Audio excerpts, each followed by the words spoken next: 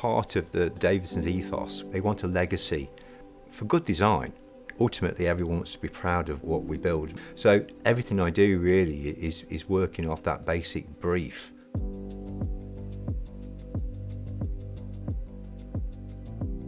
So what I often say is the house belongs to the street, because actually it's how the houses are formulated on that street which makes that streetscape and makes it more interesting. I'm designing a place, ultimately, that people want to live in.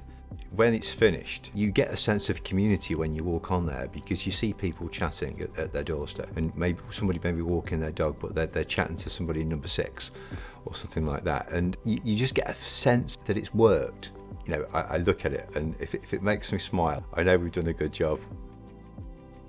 When you're looking at a new site and you'll go and do the character study of the local village, I take loads of pictures, stick them on my wall in my office, so you immerse yourself in that site.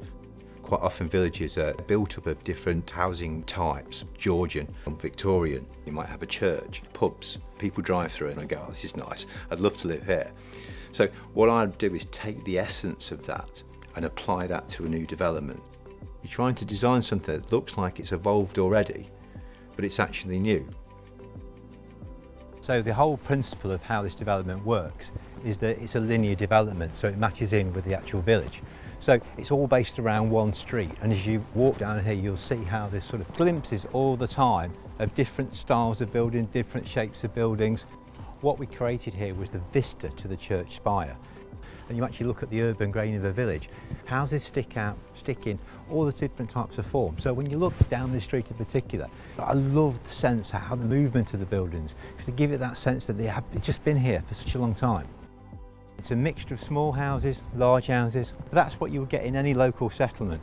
Creating those interesting street scenes, keeping the details together, using different window forms, different forms of door entrance, chimneys in prominent places, which kind of catch your eye. All these houses then belong to the street, which then makes the development. I think with Davidsons you get the ability to have some freedom to actually do things like this. With other developers you don't get that. A little bit of creative thought and you can actually do something like this. It's great because I did this, it's like a living painting, isn't it?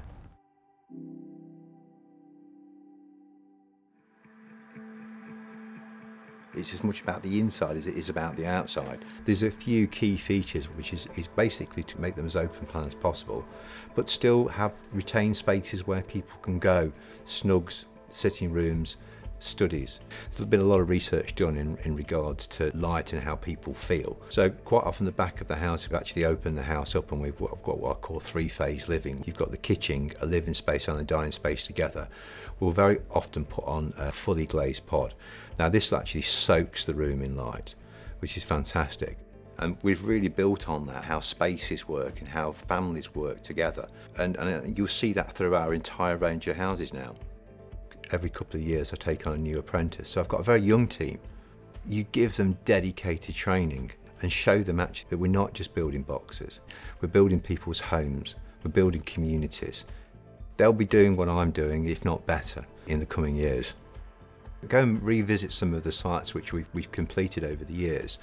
It feels like part of the village already, and you've integrated into that village. What came out of my imagination is now where people live. They're part of this sort of wider community that we've managed to create here that was once a field. I think it's really been a real success, to be honest. Real success.